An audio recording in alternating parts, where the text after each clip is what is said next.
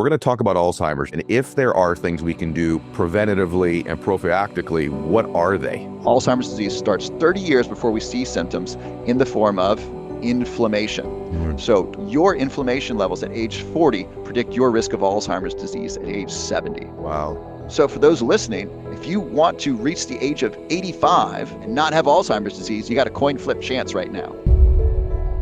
So I recommend doing everything you can to improve your odds. Start reducing your inflammation now. Start improving your sleep, exercise your brain, learn things, and live a life that you love, that you're passionate about.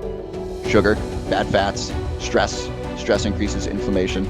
Poor quality sleep, sedentary lifestyle. These things increase inflammation. So you can see the average American who eats fast food, who watches mainstream media, they're probably drinking, they might be smoking, tons of inflammation, tons of chronic disease. High inflammation is a risk factor for almost every different chronic disease. Alzheimer's, most forms of dementia, heart disease, many forms of cancer, the diabetes. When we drink a soda, for example, a soda is a ton of sugar and no fiber. So when we drink that spikes our insulin, those glucose and insulin spikes can create inflammation in and of themselves. It's really unnatural to have a ton of sugar without fiber, because sugar in nature comes from fruit. Fruit has fiber. Yeah. Our body knows what to do with fruit. It has no idea what to do with soda. And it freaks out because high sugar is actually quite dangerous. There's evidence to show that they can impair our gut bacteria. If you screw with your gut bacteria, that could have a major impact on so many different systems, including the brain, including digestion, and including your sleep. That's such a big deal. Advantage Gold is giving away a free copy of Rogoff's book to anyone who schedules a one-on-one precious metals appointment. You'll discover why gold is becoming the #1 hedge against a global currency shift and how to move your IRA or 401k into physical gold. Tax and penalty free. Get your free copy today while supplies last. Text WIN to 85545. That's WIN 85545, or go to advantagegold.com. Data and message rates apply. Performance may vary. You should always consult your financial and tax professional. Welcome back to the show, everybody. So today's going to be really interesting. So we're going to talk about brain health, and but we're going to talk about it with somebody who I think he's the cutting edge guy on the planet right now. I love his work. I love the way he communicates. I love really brilliant people who can also articulate their thoughts like a world-class speaker. And that's a very rare combination, especially when it comes to neuroscientists.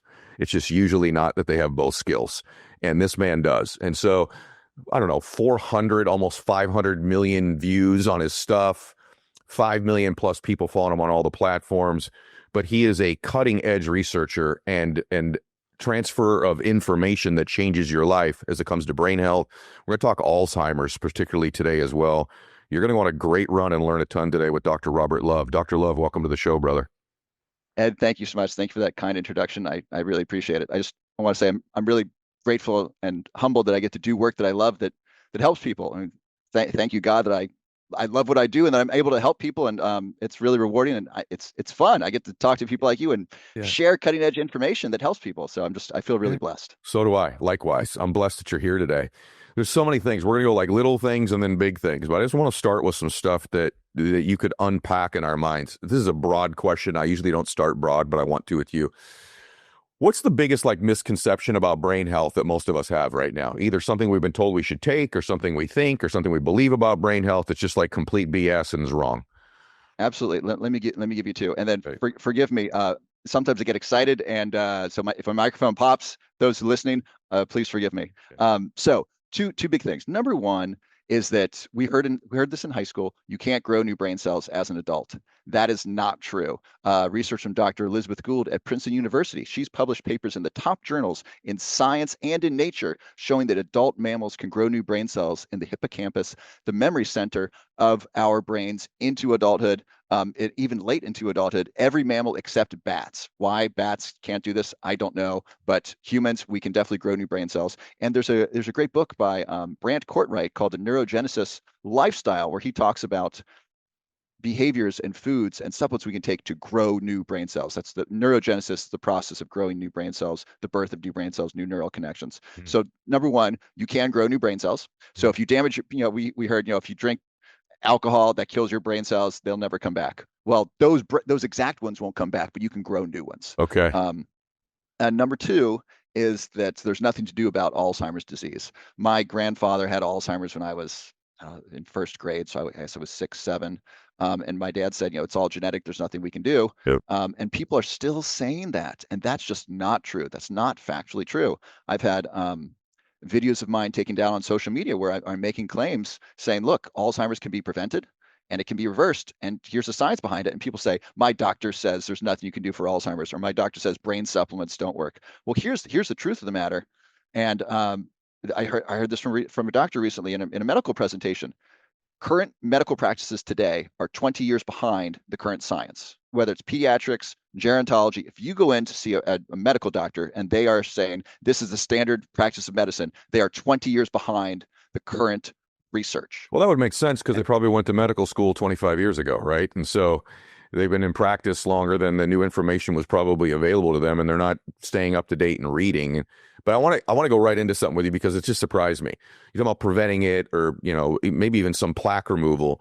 You recommend raw lion's mane. Like lion's mane comes up a lot with you, right? The reason I like lion's mane in particular is because it does so many wonderful things. This is the Swiss Army knife of supplements for your brain and your overall body health. So number one, lion's mane improves memory.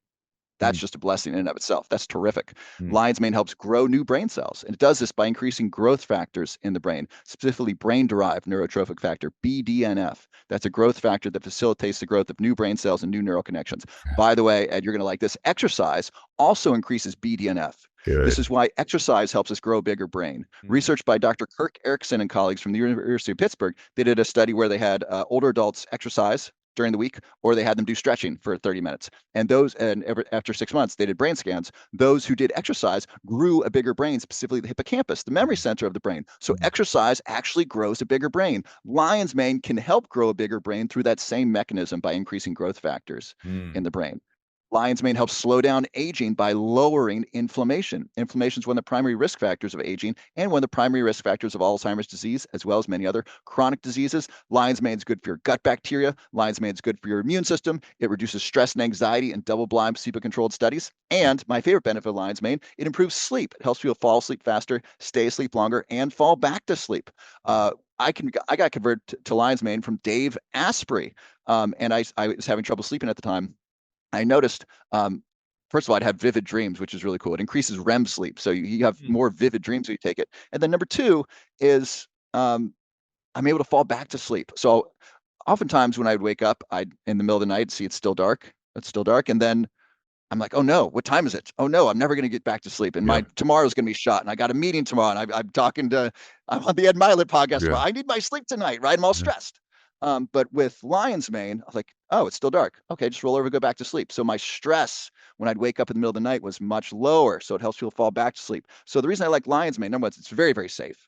And it's so many different health benefits, whether you just want to optimize your brain, reduce your stress, reduce your anxiety. I mean, I like to take this when I go out at night instead of alcohol. I don't drink alcohol anymore. When I take this with a little L-tyrosine, I'm in a great mood. I'm energetic. I'm positive. I'm happy. I'm not stressed, and I'm enjoyable to be around.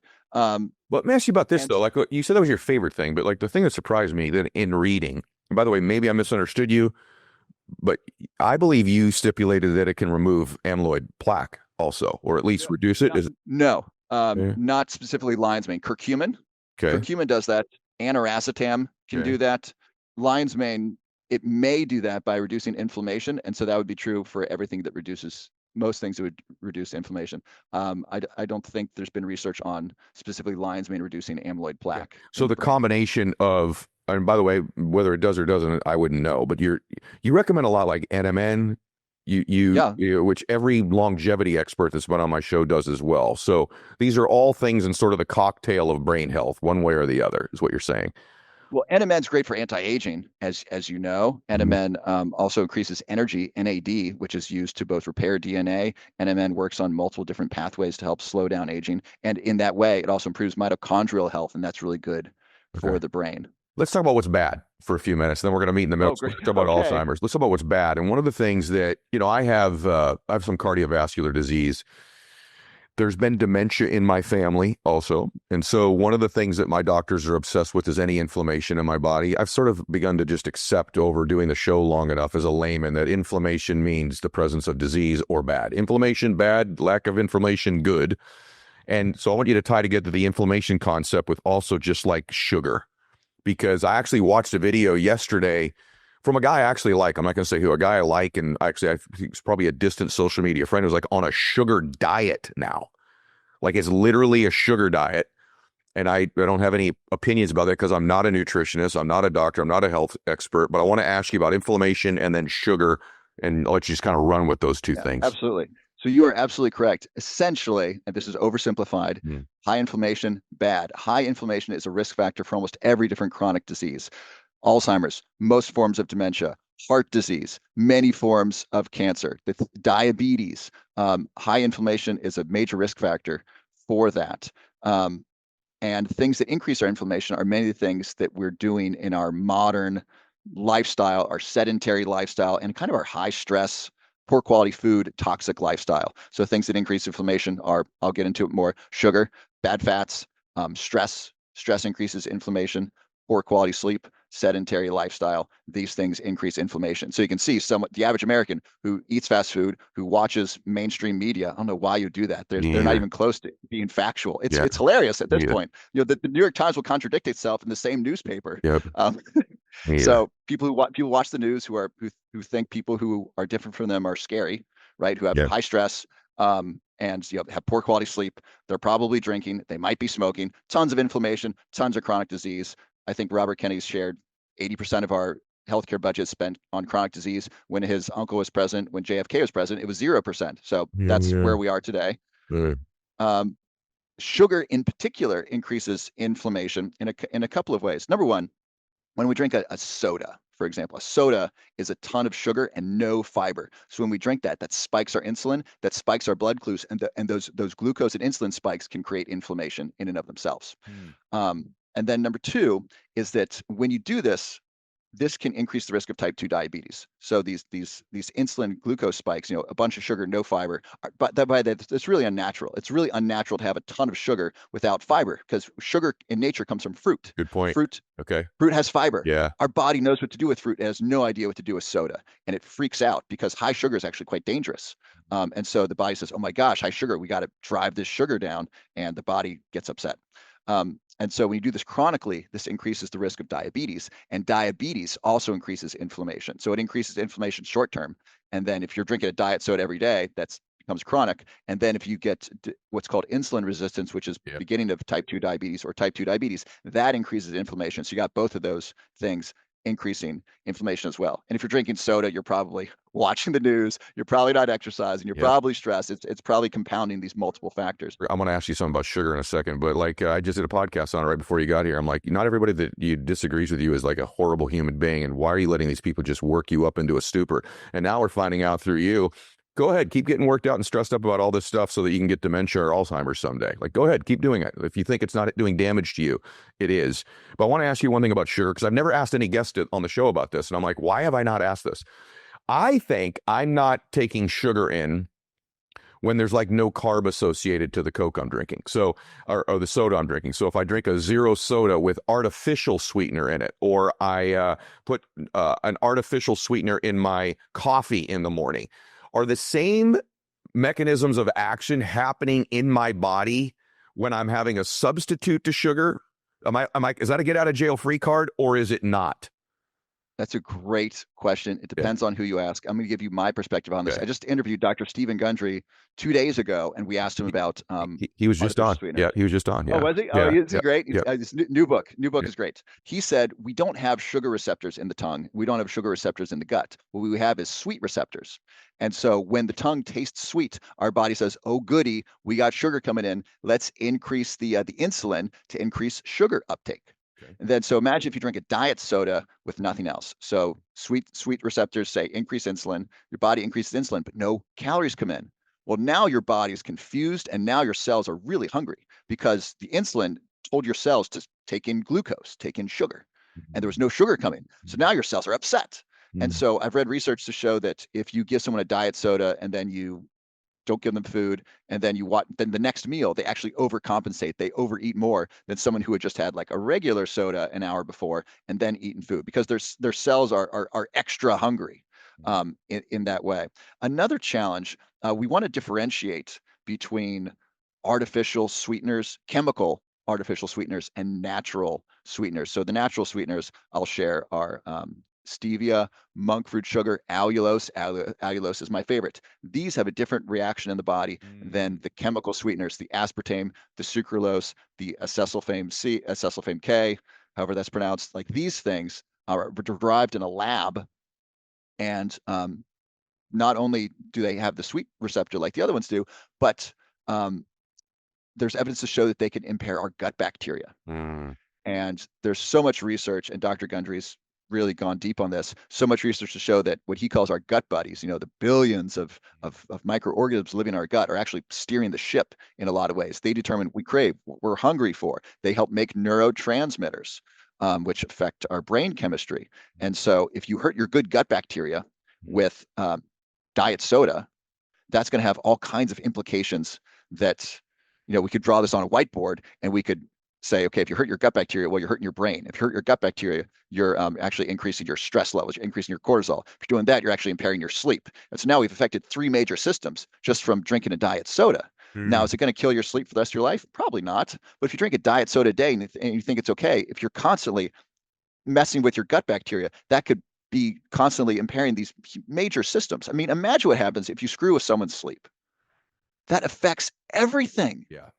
And so if you screw with your gut bacteria, that could have a major impact on so many different systems, including the brain, including digestion, including your hunger, and including your sleep. That's such a big deal. Yeah. I got to tell you, because I've been doing this so long, the show, and because I am not a doctor, nor do I play one on the podcast at all, but because I've had everyone on from every side of the field, it feels like right now, like if I were to distill down what is like not the hot thing, but like the thing that the brilliant people like you are focusing in on more and more, is gut health and sleep. Almost these two things. I mean, there's a million other things that have their time and their window, but maybe they've been exhausted to some extent for the time. But it seems like all the really bright people right now are like fascinated with sleep, the quality of it, the depth of it, the stages of different sleep, the brainwave states, and gut health's connection to every single damn thing in your body, particularly your brain. Am I kind of right about that? You are absolutely right. Yeah. And there's just more and more data showing how important both of these things are. If I may give just a big hunk of data here on artificial sweeteners, Yeah. I've gotten into some Do it. social media battles with people saying, look, they gave diet soda to people in a laboratory double-blind placebo-controlled trial, and look, after 30 minutes, their insulin didn't go up. Therefore, diet soda doesn't increase the risk of diabetes. Okay, that's a small trial in a study. Sure, over 30 minutes, it does not increase insulin. Fine, I'll give you that. There's a great longitudinal study out of France of 100,000 people, huge study, 9-year study. This is a giant study, and they looked at people who consumed foods and sodas with artificial sweeteners and those without. And they found that over the course of 9 years, out of 100,000 people, those who consumed artificial sweeteners had a 69% increased risk of developing type 2 diabetes during this 9-year period. 69% increased risk. That's massive. Yeah. And so that's real world. Real world. And so we don't know why, though. You're not sure why. I say, look, it could be a number of different things. But we know that the association is there. And so that's a really big deal. And then my dear friend, Dr. Heather Sanderson, New York Times bestselling author, she wrote the book Reversing Alzheimer's. She reversed Alzheimer's in her medical clinic without any prescription drugs. She's amazing, just with lifestyle. And by the way, you can reverse Alzheimer's disease with lifestyle. She's proven it. She shared that, look, if diet soda is so good for you, show me the healthy people drinking it. Like, just this is totally fine for you. Show me the really healthy, fit people who are at the top of their game drinking diet soda. Right. Does it dehydrate you also? Does it dehydrate you? Caffeine can dehydrate you. This is what I want to ask you about. It's kind of where I was like, I'm kind of like poking my way into the portal I want to go into. In a minute, you guys, we're going to talk about the prevention, but believe it or not, we're talking about the reversal of Alzheimer's, according to Dr. Love. So we're going to talk about that in a minute, so stick in there. But I want to ask you about caffeine, because I was thinking all the stuff that I pour my substitutes into kind of have one connection. They bring me caffeine also. So like my coffee brings me caffeine, diet sodas do, energy drinks do. My pre-workout that I take before I work out is loaded with caffeine as well. And I started to read your work and I'm like, crap, I don't know. So I might be in a little trouble here. Here's the deal with the news. I just don't think you know what's true. If you really listen to one sort of a channel and you lean a particular way, they're going to feed you all the things that you already believe, right? If you go to the other channel, everybody's the bad guy there, and you're going to hear all the news there. Everything has spin today. It's really difficult. I'll listen to a story, I'm like, oh my gosh, they're completely doing this. Then you hear the backstory on another channel, you're like, wait a minute, that's totally not true. Everywhere we look, there's spin in the news. It's unbelievable. So if you want to be more aware of where your news is coming from, welcome to Ground News. It helps cut through all the spin and clutter and noise. Ground News gathers related articles from around the world in one place with context about the source's political leaning, reliability, and ownership. Go to groundnews.com/Mylett today to get 40% off the Ground News Vantage plan and get access to all of their news analysis features. That's groundnews.com for 40% off the Ground News Vantage plan for a limited time only. groundnews.com/Mylett. If you're running a business, you know that every time you miss a call, it's costing you money. And right now, business is so competitive, you can't miss calls. When every customer conversation matters, you need a phone system that keeps up and helps you stay connected 24/7. And with all the innovations in technology with AI, etc., that's why OpenPhone is so awesome. It's one of the top business phone systems that streamlines and scales to your customer communications. It works through an app on your phone or your computer, so no more carrying two phones or using a landline. With OpenPhone, your team can share one number and all of your customer stuff, calls and texts can go into one inbox. That way teammates can pick up right where any other person left off, keeping your response times sharp and faster than ever. OpenPhone is offering my listeners 20% off your first 6 months at openphone.com/Mylett. That's OpenPhone.com/Mylett. And if you have existing numbers with another service, OpenPhone will port them over at no extra charge. OpenPhone, no missed calls, no missed customers. So let's talk about caffeine, because if there's one thing I think my audience probably does, and I can't generalize 5 or 8 million people, most of them work out. And most of them are busy and on the go. And I think caffeine's a part of their life. I think a caffeine is a pretty big part from the minute they wake up for their cup of coffee till at least late in the afternoon for many. So let's hear about caffeine. I think caffeine's great. Humans love caffeine. Animals love caffeine. Dr. Andrew Huberman, a neuroscientist from Stanford, did a great podcast on caffeine. Isn't he great? Yep. He shared that bees will go to flowers with caffeine. The liking of caffeine is so deep in our biology, it's shared with bees. And so human beings love caffeine. Number 1 drug on planet Earth. I think number 2 is alcohol. Number 3 is nicotine. And then number 4 is cannabis or marijuana. So human beings love their dopamine, right? Cigarettes and coffee.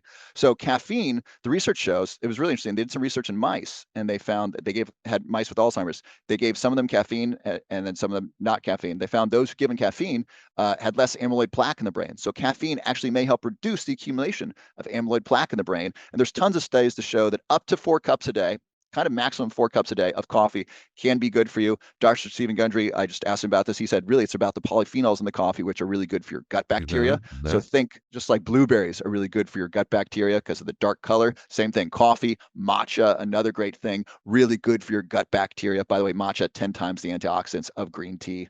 And so coffee, really good for your gut bacteria. And the caffeine shows to increase focus, memory, and attention, increase energy, pre-workout, and then it can help reduce the accumulation of amyloid plaque. And it's also shown to help reduce a stroke. My theory is, I haven't seen this exactly spelled out in the literature, but I think this is what is happening. So caffeine's a vasodilator. So if this is your blood vessel, let's say this is your blood vessel, you drink caffeine, it constricts, it goes like this. So your blood vessels are tighter, and so your blood pressure goes up a little bit. But then when the caffeine goes away, they relax. And so it kind of exercises your blood vessel, right? I think that's a good thing. I think that's why it's so good for your heart, is because it kind of exercises your blood vessels.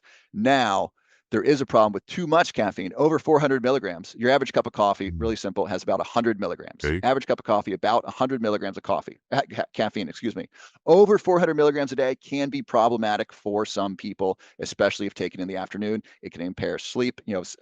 Caffeine's got a half-life. I don't know what it is. Half-life means how long it takes your body to kind of clear out half of it. So if you have a bunch of caffeine in your body, when you go to bed, that can disrupt the architecture of sleep. Also can increase anxiety. And you've certainly seen people who are a little bit stressed, then they drink a bunch of coffee, and then they're really stressed. Yeah. Too much coffee can create kind of digestive issues for some people. So I do well on about one giant cup of bulletproof coffee a day. I like to add MCT oil to my coffee, a little bit of stevia and monk fruit sugar. Sometimes I'll add collagen peptides if I'm not fasting, or some protein, and I'm off to the races. And so it'll be like a pint or like a really Yeah. big coffee. If I try to do two of those, I find my stomach gets upset. So that's for me. But I mean, coffee, generally speaking, is great. Make sure it's organic coffee. Conventional coffee in the United States is the second most pesticided crop in the United States after cotton. And Wow. so it's a food product. And so we don't Wow. want to, first of all, we don't want to give companies money who are poisoning us with pesticides in our food. So I don't recommend buying conventional coffee. And number two, you don't want to put those things in your body. So you want to buy organic coffee, ideally Arabica, and then light roast coffee. I don't know if you know this, Ed. Light roast coffee has the most caffeine per cup. And it's also got the most antioxidants. So No. dark roast coffee, I like the flavor of dark roast coffee. They're stark and rich Yeah. and nice and can have some chocolatey nuttiness. The light roast coffee is a little bit more acidic tasting. You can get like some hints of citrus in there. It's got more caffeine and more antioxidants per cup. Okay. Okay. The good thing is all of your protocol with the stevia and the collagen peptides in my coffee, I do all of that except I do dark roast, so I can make a switcheroo on that. I am organic also. So I want to go, guys that are younger, I want you to lean in here. We're going to talk about Alzheimer's for a minute. Do not disconnect right now. Okay, please. I'm going to frame the question with a little bit of a story for you, and then I want to dive in here for a little while. And then we're going to go back to some traditional brain stuff in a minute, guys. So I have a friend who I've known for quite a while. He, I don't know, when I think of like stud guy, I think of this man. Was an athlete, good looking guy. He did actually work out every day, or most every day, active, relatively healthy, ended up becoming a very, very wealthy man. And I've known him since I guess he was probably in his late 30s. And now it's been 20, 25 years. And so he's in his early 60s. And I've watched him over the last 3 years cognitively decline significantly. I'm not a doctor. I don't know what it is, but I know that he introduces himself to me now. He tells me same stories that he used to. And it's heartbreaking when I see him, and I think he knows that there's been a slip. And two things. It breaks my heart when I see him, and it scares me for me. What he did have is an extremely, he's wound up. He's a tightly wound guy, if you know what I mean. Anxiety, worry, intensity, frustration, stress up the wazoo. And I guess what I'm asking is, are there things we should be doing years before, when we are in our 20s, 30s, and 40s, or even 50s, to ward this terrible thing off in our life? And if there are things we can do preventatively and prophylactically, what are they? I'll start with a few things people can do in their 20s, why it's important. Then I'll get into the kind of the longer term research on people in our 30s and 40s, why this really matters. So I've heard this from a number of different people who follow my channel. They have memory loss and they're in college. And this is bad news. So two major risk factors for three. One is lack of sleep. Lack of sleep is a bad idea.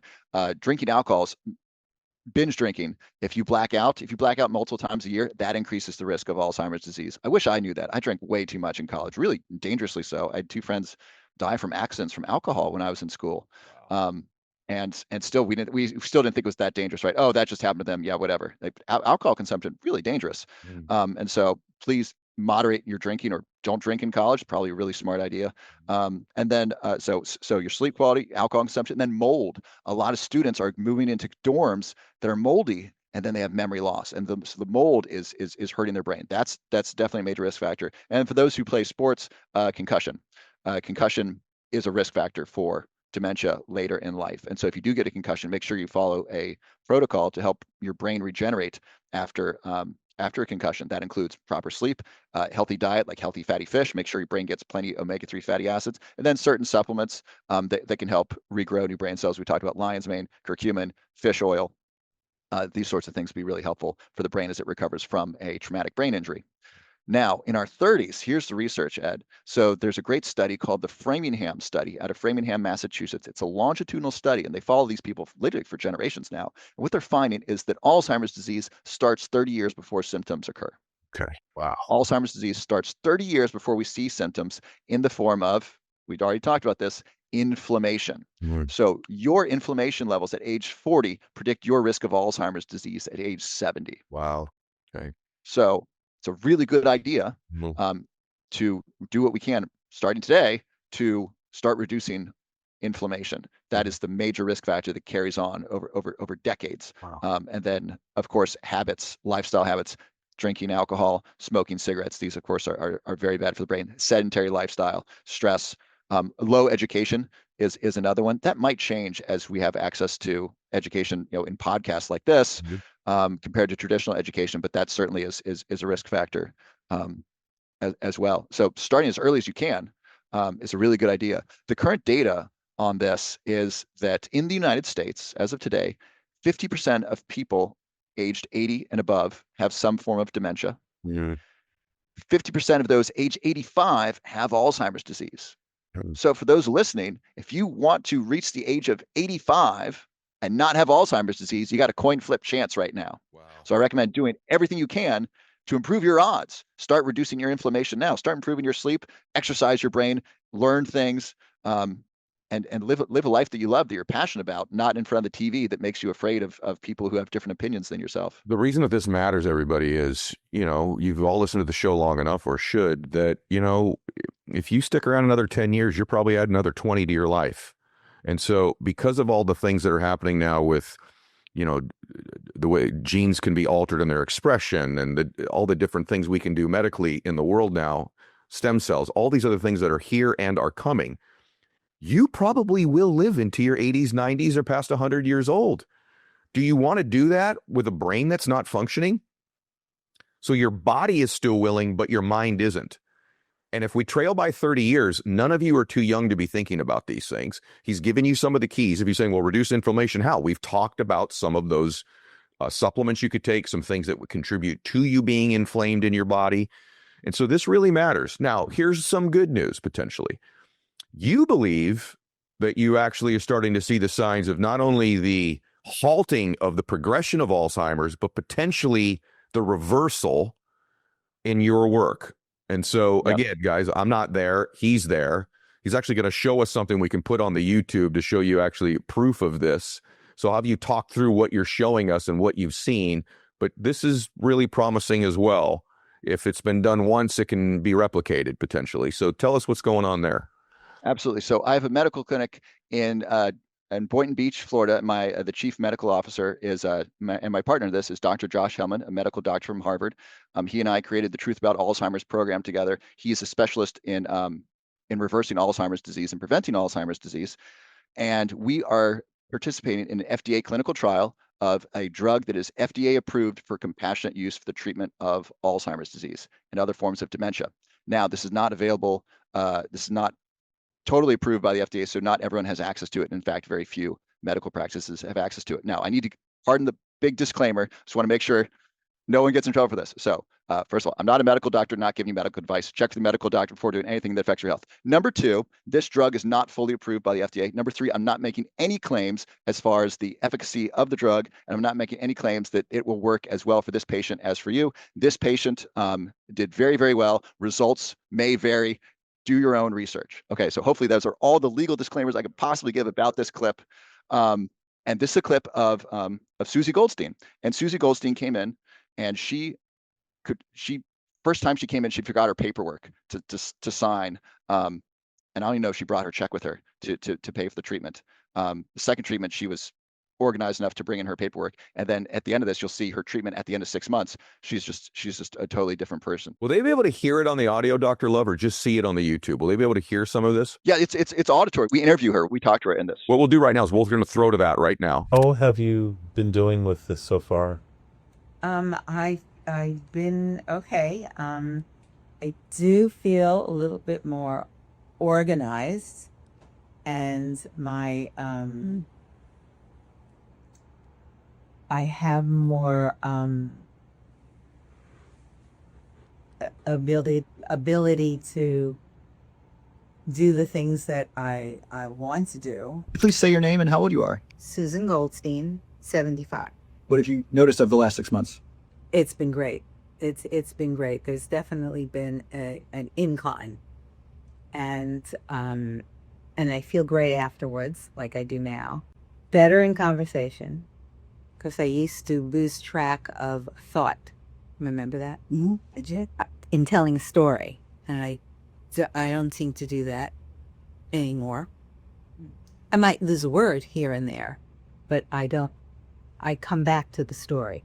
Working with Susie, like God bless her, it's so wonderful. Oh, I didn't even mention this. She had surgery. She had major surgery in month 5. She had neck and spinal surgery. She was under anesthesia for 3 or 5 hours, which usually is a killer to memory, and she was able to bounce back after that. And so this is tremendous evidence that she was diagnosed with Alzheimer's when she came into our clinic. So the symptoms can certainly be reversed. And her breast not only stopped, but she got much better. Yeah. And so we're seeing that in our patients. Most of our patients show improvement after just one treatment.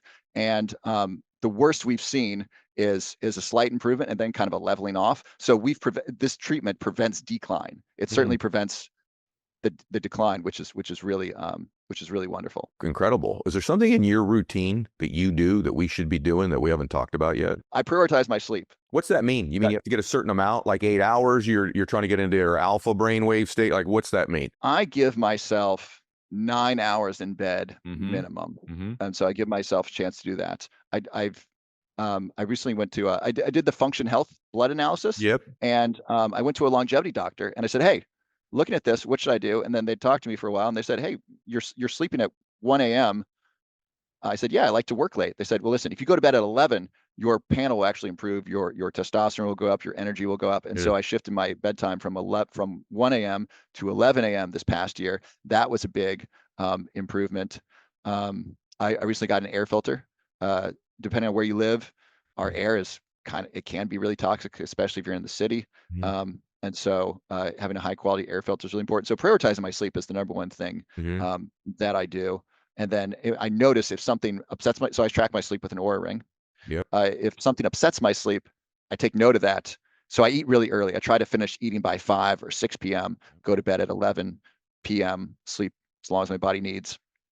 And then I intermittent fast until 11, 12 p.m. This is something, by the way, that we just really have in common. I just want to say that people always ask me, like, Ed, what do you do? And you have access to all these people all the time. It's the number one thing I've worked on in the last year is my sleep. It's actually, I would consider it almost life-changing.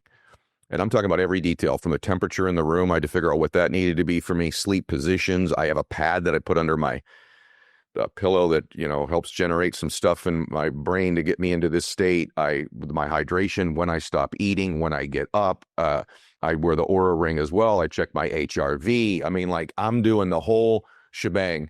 And I actually feel in this part of my life, I can't say with my heart or my back, the other things that many of you know that I'm working on, those things aren't so hot yet. But in terms of energy and when I wake up, like waking up like when I was 20 with energy, that's how I feel again. I used to wake up tired. I don't wake up tired anymore. I don't even wake up achy or sore anymore. Here's a really weird thing I'm doing. You may think this is bizarre. I take a shower every night before bed now. There's something about, for me, with being completely clean and like just freshly showered. For me, my body just gets into this more relaxed state. It's just something for me. I'll shower every day, even sometimes 2 or 3 times a day. But I noticed these rare times where I had just worked out, before bed or whatever, which is not great. And I took a shower. I'm like, gosh, I feel great when I sleep like this. Like perfectly lotions, I mean? Like I'm just, and it's like, I just want everybody to know it's been a life-changing thing for me. I didn't mean to interrupt you about your sleep. No, not at all. That's really interesting. Have you tried sauna before bed? I do. Yep. I have sauna before bed too. I think for me, it's just strange. And I don't want to put any misinformation out because I'm probably wrong. I think my body wants to get a little bit warm before it goes to sleep, ironically, and then be in a cold environment while I'm sleeping. That's just me. I also do the blue light blocking lenses for a couple hours before. Everyone in my house thinks I'm a weirdo for wearing these glasses around the house. I'm fighting for every millimeter I can get in the depth of my sleep. I actually really believe, in my case and in many of your cases, as well as you think you're sleeping, there's another level to it, just like your fitness. And I'm just convinced. Absolutely. And Brian Johnson, who's yep, I know Brian. He's put out some really great content, really trying to help people. He's working 12 hours a day, trying to do stuff. He said sleep is his number one thing. So with temperature, that's really interesting, Ed, because our body temperature decreases, it drops when we Yep. sleep, and Yep. that's important for deep sleep. And so one of the reasons it's thought that sauna improves sleep quality is that it heats up our core temperature, and then our body's fighting to bring down our core temperature, right? Maybe So that's if you why heat the your- warm shower works before bed for me, because yeah, it's an ironic thing you're saying, and we're just speculating here, but when my body is warmer when it goes to bed and the room is cooler, and probably is helping me cool down, and that's getting me into a deeper level of sleep as well. Yep. Those two factors, a little bit warm before I go to sleep and the room really cold, frankly, in my case, has just helped me sleep deeper. And that's many other things. No blue light, before, and no digestion during that time because I've stopped eating earlier. And by the way, like as a guy in his 50s, I do most of my hydration way before I go to sleep at night because I don't want to get up 5 times at night either. So anyway, all of that. The man who shaped U.S. monetary policy just released a bombshell book called Our Dollar, Your Problem. In it, former IMF chief economist Kenneth Rogoff warns the U.S. dollar's dominance is under attack, and if the U.S. dollar falls, your savings could be at risk. That's why Advantage Gold is giving away a free copy of Rogoff's book to anyone who schedules a one-on-one precious metals appointment. Text WIN to 85545. You'll discover why gold is becoming the number one hedge against a global currency shift and how to move your IRA or 401k into physical gold. Tax and penalty free. And how to get up to $10,000 in free gold and silver with a qualifying account. Get your free copy today while supplies last. Text WIN to 85545. That's WIN 85545, or go to AdvantageGold.com. That's AdvantageGold.com. Data and message rates apply. Performance may vary. You should always consult your financial and tax professional. Here's the thing you college guys aren't going to like, and most of my buddies aren't. You talk about college and all the drinking you did. And you say, look, alcohol's not so good for you, but you like really go to beer. Like I'm afraid to even put this out on the internet if you're going to say what I think because of all the dudes I golf with. But like, talk about beer and why it might not be so good for your brain. Hard liquor is probably the worst for your body and brain because it really is really horrible on your gut bacteria. Except really, for bourbon and whiskey, guilty. right? No? Okay, crap. All I right. wish there were exceptions. Okay. Beer is really bad for a couple of reasons. Number one, beer's got gluten in it. A lot of beer has gluten in it. Gluten's inflammatory. Again, inflammation increases the risk of many different chronic diseases, accelerates aging. Number two, beer increases something called uric acid, and uric acid promotes belly fats. We've all heard the expression beer belly. That's actually true. So when you drink beer, it increases uric acid, which promotes the storage of belly fat, which is fat around your belly, and as well as your organs. It's actually the dangerous fat. So the fat on your butt is actually not a problem. The fat around your stomach and the fat around your organs is actually the really dangerous fat. So it promotes that bad fat storage. So those are two reasons why beer is a problem. And Ed, I wanted to say one of the reasons I drank a lot in college. Number one, I thought it was cool. Yeah. And maybe it was amongst that group, my group of peers who are, knuckleheads. And number two was that I was not socially awkward, but I was socially incompetent. And I thought drinking alcohol would make me more socially accepted. And number three, I thought girls would like me. Mm-hmm. I found out when I went abroad, I studied abroad in Florence, Italy, and I drank less there and actually started smoking more cannabis. I found that when I came back to school, I actually was much more effective at charming the ladies when I drank a lot less. Mm-hmm. And so for the men out there who drink alcohol and drink a lot thinking you're going to end up with a girl, if that's what you're trying to do, I don't recommend doing that. I recommend drinking less and being more interesting, being more charming, and being more present, because when we drink too much, first of all, it puts us at risk, because I've gotten hurt drinking too much. I've fallen down, almost gotten hit by cars. Goodness gracious, it's a dangerous thing to do. Number two, you're a fraction of yourself. A ton of your brain is turned off when we're drunk. And people will probably like you much better if you're a nicer version of yourself, if you're more present and your brain isn't turned off from all the alcohol you've consumed. It's great advice. What about nootropics? Speaking of that. Love nootropics. So one of my favorites is aniracetam, spelled ANIRACETAM. I recently published a journal article in the Journal of Alzheimer's Disease about aniracetam, and I make the claim that aniracetam likely prevents the accumulation of amyloid plaque in the brain, and it likely does this through a couple of different mechanisms. Can you tell us what it's called again, one more time? ANIRACETAM. I actually just took some today, and then I learned about this from Dave Asprey again. Thank you, Dave. Mm-hmm. he talked about in his book Headstrong. So anirastatin increases acetylcholine activity. Acetylcholine is one of the major neurotransmitters involved in memory.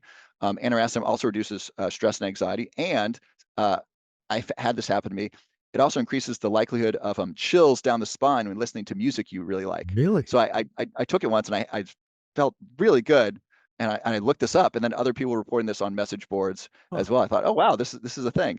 And so my paper's in the Journal of Alzheimer's Disease. If you look up my name and anirastatin, it'll come up. You don't need to read the paper, but the long and the short of it is anirastatin improved memory in people with Alzheimer's disease in a double-blind placebo-controlled trial in Italy.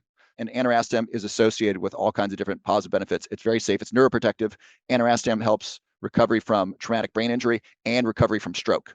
They'll give mice concussions, and then they'll give them anirastatin or not, and then they'll see if they remembered the water maze. For example, those given anirastatin remember the water maze better. So it can help the brain recover after stroke, traumatic brain injury, and it's neuroprotective as well. It improves memory. It is hard to find. Here's why you don't know about it. It's not FDA approved. Oh, so disclaimer, it's not FDA approved. Consult your doctor. It is a pharmaceutical drug. It's available in the United States. It's legal to buy. It's legal to sell. It's legal to possess. You can't make any claims about it. So if someone sells anirastatin, they can't say improves memory, even though it does, because it's not FDA approved. Now, you could say that about a supplement because supplements aren't regulated by the FDA, but pharmaceuticals are. And so this is a pharmaceutical. So it's a prescription drug in other countries. If you go to Europe, you can get it as a prescription. In the US, you don't need a prescription, but just no one selling it can talk about its benefits. Let me ask you the last question.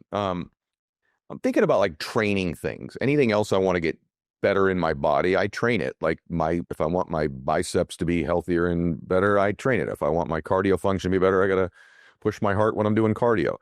So your brain, like what about training it? In other words, what things physically, or is it, I mean, you always hear people say, do crossword puzzles. Is it reading more books? Is it challenging yourself to debate? Is it writing? Like what physical things can we do, if any, that challenge our brain, push our brain, or does that not make any impact at all? It absolutely makes an impact. It goes to learning. So neurogenesis, which we talked about, the growth of new brain cells, is kind of a combination of things. One, it's growth factors, which you get from exercise or lion's mane. Number two is healthy fats, which you can get from fish oil or eating healthy fatty fish. And number three is learning. You gotta have something to grow, right? So a way you can learn is travel, right? Seeing new things, learning new things, experiencing new experiences. These are great ways to grow your brain.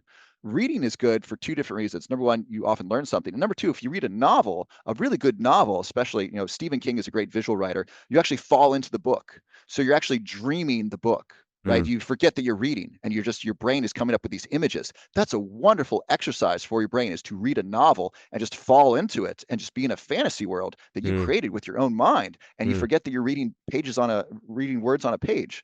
And so that's really good. And then reading for information is also very good. But the important thing is you want to stay physically active and be learning with our hands. You want to be using so I'm right-handed, so you want to use your non-dominant hand. This is my left hand. So do things that are physically challenging for you. Learn new things. Maybe if you cook or garden, learn to do something with your hands. Use your offhand. Sports. So the research on longevity shows that those who play tennis live, I think it's 7 or 9 years longer than those who are sedentary, whereas those who jog only live like 2 or 3 years longer. And tennis is way more fun. So a couple reasons why. Tennis, hand-eye coordination, right? So that's really big. So do things with your hands and eyes, really, really important for your brain. And then number two is tennis is social. So we're having fun, have that human connection, and you're outside having fun. So all these benefits of tennis increase longevity. So it's learning things and ideas, having novel experiences, doing things you like, ideally. Hopefully you're not learning about calculus if you don't like calculus. Don't do that. I'm still mad they taught me calculus in high school. I could have learned something useful. I mean, only engineers and mathematicians need calculus, I think. Warren Buffett says, I didn't need anything past geometry. And he knows plenty of math. So learn things that you're interested in, and then do some physical learning as well, whether it's a sport, music is great because you're learning physical and auditory, right? Yep. So that's a great connection. But the important thing is to keep your brain active, doing things that you really enjoy. I mean, each of us are put here on this planet to experience life as yourself, as Ed Mylett, as Robert Love, as John Smith. And so please enjoy your life, experience life as you want to, and doing that will expose you to new experiences that will help grow new brain cells. What's the offhand thing? What's up with that? Why offhand? Just think about how much more training your dominant hand has. Okay. Yep. So much more training. So the neural pathways Okay. I are got it. so much stronger Got it. with your dominant hand. Okay. So when you use this is challenge. You have to think about it. So do you cook? I do. Yep. Okay, so think about beating eggs. So Yep. I'm pretty Yeah. good with my right hand. Yeah. My left hand, much harder. I have to think about it. Yeah. And so it involves much more thought and presence. And it's a different experience to use my left hand in a mixing bowl. Just a really simple procedure. So just try using your left hand. It requires a lot more thought than using your dominant hand. When you're doing your visualizations and your goal setting, I actually teach people to do it when they're brushing their teeth with their offhand. And so that's just right. I just wanted to correlate the two with you. Can I tell you something, Dr. Love? This is exactly how a podcast is supposed to go. I just want you to know this was a great podcast. Let me tell you why. There was not a wasted minute. We got 3 hours of content in here in about 55 minutes today. And it's because you get it. You know how to answer questions. You have the answers. You answer them. It's what I said in the very beginning. IQ off the charts, brilliant man, but he can articulate like this. And if every podcast was like this, I would be very, very grateful. And that just speaks to you. I just want to acknowledge you. This is as good as it gets on a topic. We just go right through it. Everything was actionable. Everything was tangible. Everything was valuable. And so I want to acknowledge you. I want them to be able to find you because you did such a great job. Where do we want to send them to find you? If you want some free downloads and you want to learn, if you want some great lines, man, you go to robertlove.net. So myname.net. There's a bunch of free courses that I offer, and then you can learn about some of the supplements I offer. And then if you want to find me on social media, I'm Robert WB Love on TikTok, Instagram, Facebook. If you just search Robert Love on any of the channels, you'll probably find me. This was great. And so I'm incredibly grateful for the time today, brother. Yeah, I want to have you back on. Thank you. I'd love to be back on. So thank you so much, everybody. This was a tremendous podcast. I hope you're sharing it with everybody that you know. If you're on our email list, just go to edmylett.com, put your email in there. You'll get the podcast earlier than everybody else. God bless you. Max out.